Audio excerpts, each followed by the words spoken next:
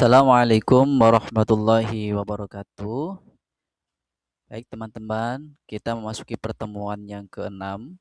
Materi kita hari ini di mata kuliah Sosiologi Hukum Islam yaitu struktur sosial dan dinamika hukum Islam. Tujuan pembelajaran pada mata kuliah ini ya, setelah mengikuti materi ini, mahasiswa mampu pertama menjelaskan pengertian struktur sosial dalam kajian sosiologi hukum Islam. Kemudian yang kedua, mengidentifikasi unsur-unsur struktur sosial yang mempengaruhi praktek hukum Islam.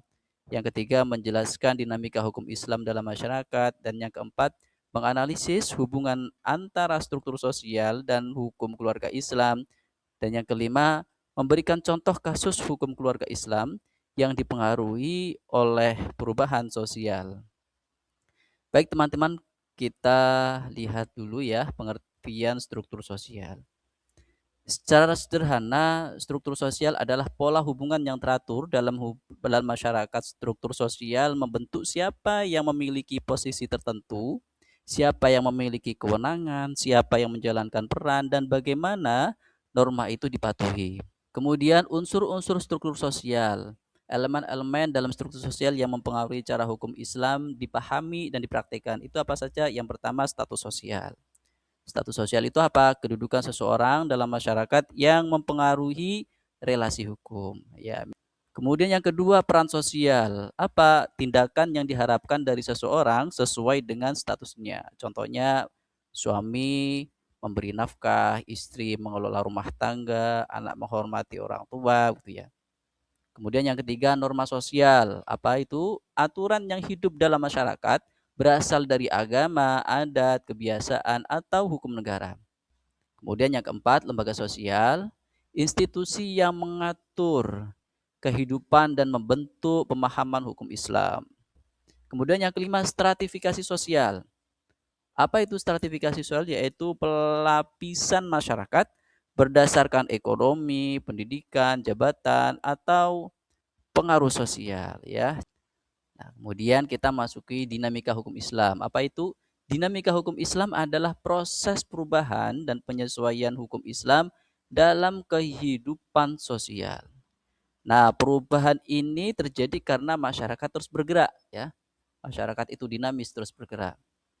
Nah, faktor yang mempengaruhi dinamika hukum Islam itu apa? Yang pertama, perubahan ekonomi, pendidikan masyarakat, ada urbanisasi gitu ya, perkembangan teknologi, perubahan relasi gender, ya, kebijakan negara, perkembangan peraturan pengadilan misalnya, kemudian interaksi antara fikih, adat, dan hukum positif. Jadi dalam konteks ini bahwa dinamika hukum Islam itu menunjukkan bahwa hukum itu tidak statis, itu ya. Tapi hukum Islam itu terus bergerak mengikuti perubahan sosial untuk mewujudkan kemaslahatan umat. Iya. Kemudian bentuk dinamika hukum Islam dalam masyarakat ya. Yang pertama misalnya dari fikih ke hukum positif. Kita tahu bahwa fikih itu merupakan hasil pemahaman al-fahmu itu ya. Hasil pemahaman ulama terhadap dalil syariat ya. Ketika masuk ke sistem negara, ia dapat berubah menjadi hukum positif. Ya misalnya saja kompilasi hukum Islam gitu ya. Kemudian dari norma agama ke praktik sosial. Ya, ya tidak semua norma hukum Islam itu langsung dipraktikkan ya oleh masyarakat. Tetapi praktek itu dipengaruhi oleh adat ya, ekonomi, pendidikan, dan budaya lokal. Contoh misalnya hukum mahar ya, mewajibkan adanya mahar dalam perkawinan. Namun bentuk dan nilainya itu dipengaruhi budaya setempat gitu ya. Kemudian dari praktik tradisional ke praktik modern. Misalnya perceraian ya, itu diselesaikan secara informal melalui keluarga. Era sekarang gitu ya, itu perceraian eh, diproses gitu ya melalui pengadilan agama supaya memiliki kekuatan hukum gitu ya. Kemudian yang keempat, dari otoritas tunggal ke otoritas majemuk. Saya kira ini sangat ini ya. Ya, dalam masyarakat modern, otoritas hukum Islam tidak hanya berpaku kepada ulama, ya, tetapi apa? Banyak pihak yang membentuk pemahaman hukum Islam. Itu ya. Akibatnya apa ya? Masyarakat menerima banyak pandangan hukum ya dalam satu masalah keluarga misalnya seseorang bisa bertanya kepada ustadz ya, mencari informasi di internet, kemudian membaca aturan negara ya. Lalu kemudian mengajukan perkara itu ke pengadilan agama.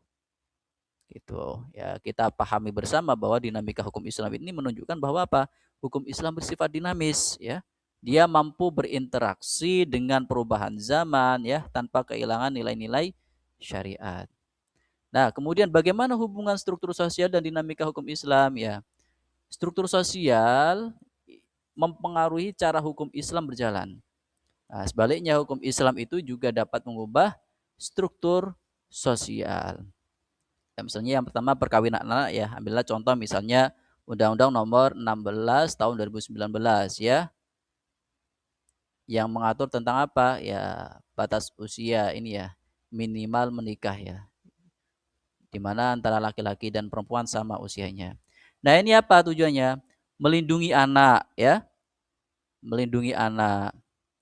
Ini untuk apa ya? Meningkatkan pendidikan dan kualitas keluarga. Ya, ini hubungannya. Kemudian nikah siri dan isbat nikah. Ya, nikah siri sah secara agama namun tidak diakui hukum negara. Nah, ini kan isbat nikah ini kan kemudian menjadi salah satu cara untuk apa? Supaya mendapatkan kepastian hukum itu ya. Tuh.